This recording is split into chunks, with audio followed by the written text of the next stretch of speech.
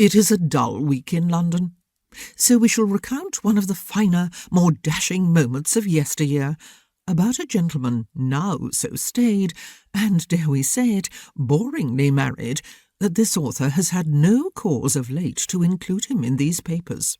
Indeed, the Viscount Bridgerton has all but ceased to be newsworthy, a circumstance he lightly appreciates. He dances with his wife so often that it is no longer scandalous. He dances with his mother, he dances with his sisters and his sister-in-law, and we presume he will some day dance with his daughter. Positively tedious for a former rake, who once was such a delight to write about.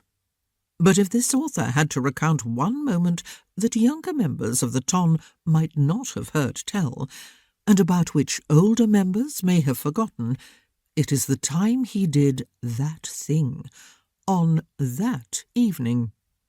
It occurred at Aubrey Hall, the country seat of the Bridgerton family, and it would surely have been the talk of the season, or at least of a fortnight, except the following day the Viscount found himself surprisingly engaged to be married amid undisclosed circumstances to a lady he'd not been courting. Naturally, this author chose to write about this shocking turn of events, and as a result, that thing he did on that evening went unreported. But that thing did happen, dear reader, and that evening was glorious. 'Twas a house-party thrown by his mother, the esteemed Lady Bridgerton, in which a positive gaggle of unmarried ladies were invited, and at which Lord Bridgerton, as host, was to escort some duchess or another into dinner. But then Lord Bridgerton overheard one of the young misses make a vicious remark to another.